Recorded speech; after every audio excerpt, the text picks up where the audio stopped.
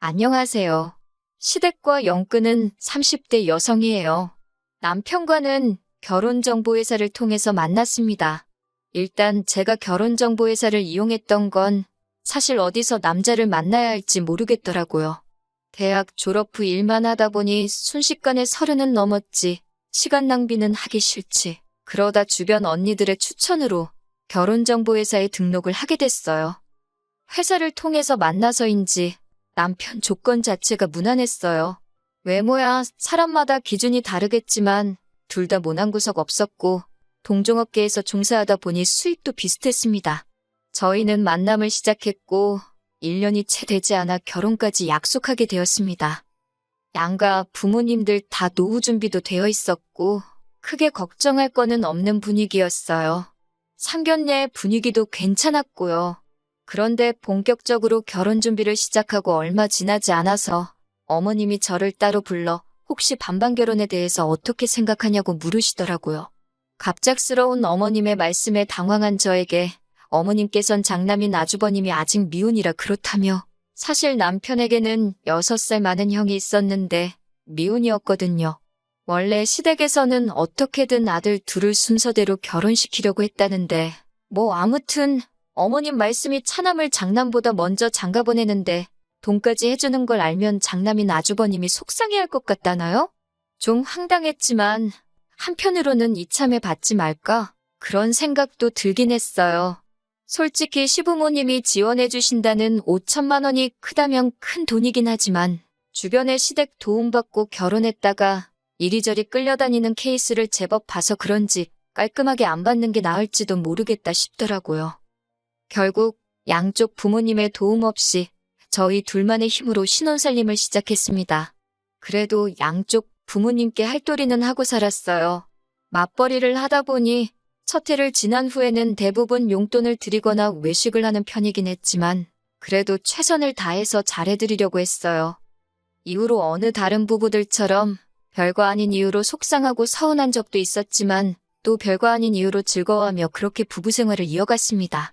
그러다 아주버님이 장가를 가면서 생각지도 못한 문제들이 발생하기 시작했어요. 아주버님께서는 당신보다 10살 어린, 저보다도 어린 여자와 결혼을 했습니다. 그게 화근이었을까요? 솔직히 4살이나 어린 형님을 대하는 게 편한 건 아니었지만 적당한 거리 유지하고 예의만 잘 지키면 적어도 문제는 없을 거라 생각했지요. 하지만 형님이라는 이 여자가 저를 상대로 말 같지도 않은 기싸움을 시작하더라고요. 저도 당하고만 사는 성격은 아니라서 매번 형님의 신경전에 놀아난 건 아니지만 그래도 말이 나온 김에 이야기를 해보자면요. 형님이 들어오고서 처음 맞는 아버님의 생신이었어요. 형님이 들어오기 전에는 첫 해에만 제가 집에서 챙겨드렸고 이후로는 계속 외식을 하고 있었거든요. 그런데 형님이 들어온 이후로는 아무리 그래도 집에 며느리가 둘이나 있는데 어떻게 시부모님 생신을 바깥 음식으로 때우냐며 앞으로는 무조건 집에서 챙겨드리자는 겁니다. 그것도 생신 당일에 말이지요. 저는 직장을 다니고 있었으니 그건 어려울 것 같다고 했고 그러자 형님이 저더러 돈을 내랍니다. 제가 재료비를 대면 자기가 장 봐서 상을 차리겠다고요. 내키진 않았지만 무조건 싫다 하기도 뭐했고 어쨌든 저도 시집온 첫 해에는 직접 상을 차렸으니 형님 말대로 할까 싶더라고요. 그렇게 아버님 생신 당일이었습니다. 다시 볼 일도 없을 것 같으니 까놓고 이야기할게요. 제가 50만 원이나 보내줬는데 그 돈은 다 어디로 갔는지 상위에는 뭐하나 막말로 찍어 먹을 게 없더라고요. 미역국도 소고기를 넣은 건지 어쩐 건지 모르겠고 반찬도 이건 새로 한 건지 먹던 걸 꺼내놓은 건지 그렇다고 좋은 날 식구들 앞에 놓고 반찬 타박을 하기도 그렇고 돈 어디다 썼냐 따져 묻기도 그래서 혼자 짜증을 삭혔지 뭐라 하진 않았습니다. 시부모님께서 차려진 생일상을 보시더니 형님더러 고생이 많았다 그러시더라고요. 그러면 솔직히 제가 형님이라면 아니라고 그래도 동서가 돈도 보태고 했다 이 정도는 말을 했을 것 같아요. 그런데 형님이 한다는 소리가 돈도 많이 들고 고생도 많이 했다며 한마디로 자기 혼자 다 했다는 식인 거예요. 그러면서 덧붙이기를 동서는 바깥일 하느라 바쁘잖아요. 이런 건 맏며느리인 제가 챙겨야죠. 그러대요. 그것도 좋게 들리진 않았는데 뒤에다가 한다는 소리가 사실 마음만 있으면 못할 게 어디 있냐고요? 저도 사람인데 돈은 돈대로 썼는데 알아주는 사람은 하나 없으니 기분이 좋았겠어요? 솔직히 순진한 내가 당했구나. 형님이 보통 약은 게 아니네. 그렇게 깨달음만 얻었지요, 뭐. 그 50만 원을 형님한테 줄 게 아니라 시부모님한테 따로 드렸어야 하는데. 그런데 더 어이가 없었던 건 이윽고 가족들의 식사가 끝나자 형님이 상 치울 생각도 안 하고 시부모님하고 같이 거실로 쪼르르 나가더라고요. 딱 분위기가 보아하니 저더러 치우라는 거였지요. 저는 손도 까딱 안 하고 그 뒤를 따라 거실로 왔습니다. 그리고는 저도 TV도 보고 시부모님하고 이런저런 이야기도 하다가 다음날 출근 때문에 먼저 남편하고 집에 왔어요. 집에 도착해서 씻고 잘 준비를 하고 있는데 형님한테 전화가 걸려왔습니다. 전화를 받으니 대뜸 설거지를 안 하고 가는 게 어딨냐고 묻더라고요. 그거 제가 해야 되는 거였냐고 물으니 자기가 차리지 않았냐고 그러면 정리는 제가 하는 게 매너 아니냐입니다. 형님이 먼저 나서서 아버님 생일잔치 준비하신 거 아니냐고. 저는 형님 집에 초대받아간 손님이었고 제가 남의 집에서 설거지까지 해야 되는 줄은 몰랐다고 대꾸했어요. 그리고 솔직히 돈 들인 걸로 충분히 제 몫은 한 거 아니냐고 한마디 했지요.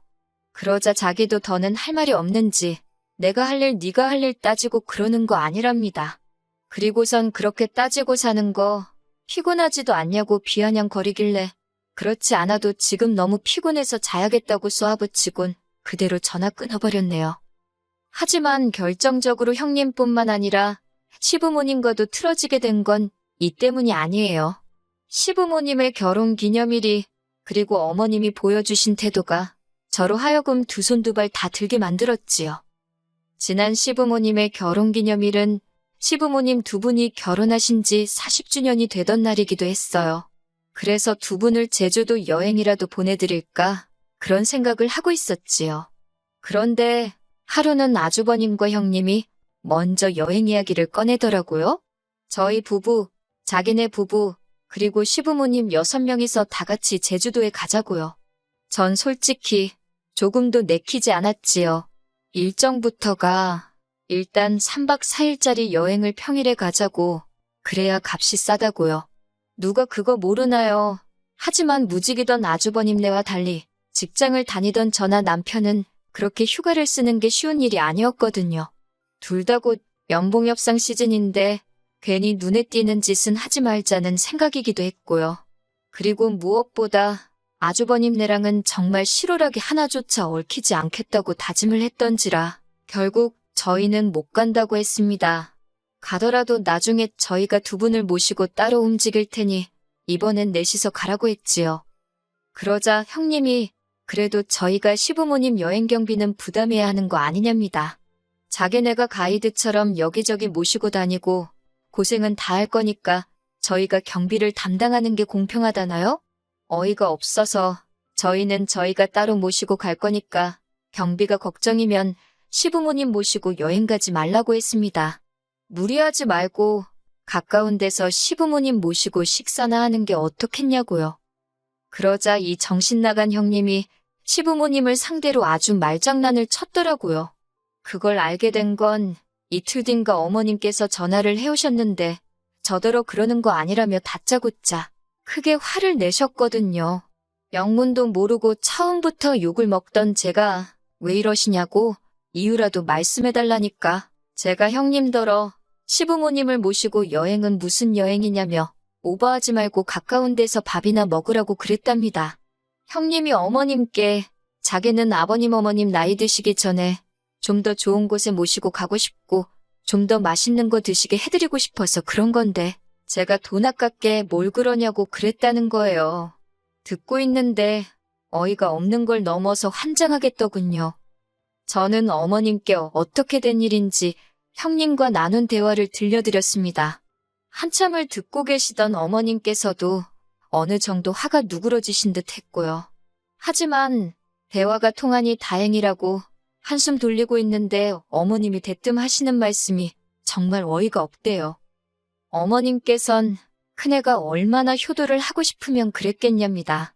자기도 잘하고 싶은데 주머니 사정이 여의치 않아서 그런가 보다며 잘 버는 저더러 이해를 하래요. 나이는 제가 많으니 어른으로서 나이 어린 형님을 잘 이해해 주라나요?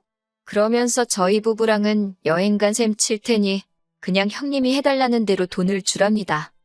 저는 그런 어머님께 싫다고 했어요. 제가 무슨 물주도 아니고 형님 뒤에서 돈만 대고 그러는 거 싫다고요. 효도고 뭐고 자기 분수껏 하는 거지. 그리고 서운한 마음에 어머님도 그러시는 거 아니라고 처음으로 대들었네요. 최소한 잘잘못은 가려주시고 누구 하나 억울하지 않게 말씀하실 거 아니면 차라리 모른 척 하시지 그랬냐니까? 어머님이 대뜸 저더러 웃기답니다. 큰애 무시하는 것도 부족해서 이제 시애미까지 가르치려 드냐고 저 하나 때문에 집안 꼴이 엉망이라고 그러시대요. 급기야 저더러 이런 식으로 나올 거면 당신하고 영 끊찹니다. 며느리는 당신한테 잘하는 며느리 하나만 있으면 된다면서 저 같은 건 됐다나요. 그날 밤 퇴근한 남편에게 저는 이혼하자 했습니다. 남편은 무슨 뚱딴지 같은 소리냐며 짜증을 냈고 저는 담담하게 어머님과 있었던 일을 들려주었어요. 남편은 설마 하면서도 꽤나 충격을 받은 얼굴이었습니다.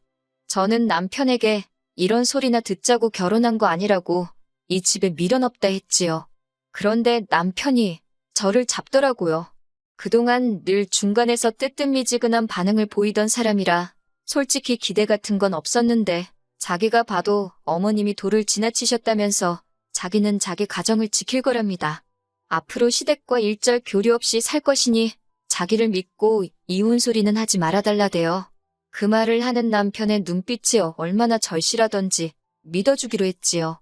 그런데 한두 달쯤 지났을까요? 형님한테 연락이 왔습니다. 받을까 말까 하다가 안 받았더니 장문에 문자를 남겨뒀더라고요. 아주버님이 뭐 사업을 시작하려고 했는데 사기를 당했다나 그러면서 돈 좀 빌려달랍니다. 금방 갚겠다고 도와달래요. 그냥 무시했습니다. 그랬더니 하루는 퇴근하고 집에 왔는데 현관 앞에 형님이랑 어머님이 와 있더라고요. 집 안으로 들이긴 싫어서 집 앞카페로 데리고 갔습니다. 아니나 다를까 그때 그 돈 이야기를 또 하대요. 저는 할 말 없다고 했어요. 남편하고 따로 이야기해보든지 하시라고요. 그리고 커피값은 내주고 왔네요. 며칠 뒤 남편이 묻지도 않았는데 어머님 만난 이야기를 하더니 안 도와드렸답니다. 솔직히 시부모님 두 분 중 한 분이 아픈 것도 아니고 또 아주버님 일이라는 게 짜증나더래요. 자기도 언제까지 거기 수발 들어주며 살 수는 없다며 남편이 단호한 태도를 보여주니 솔직히 안심이 되더라니까요. 앞으로도 남편이 잘 행동하리란 믿고 살아도 될 것 같아요.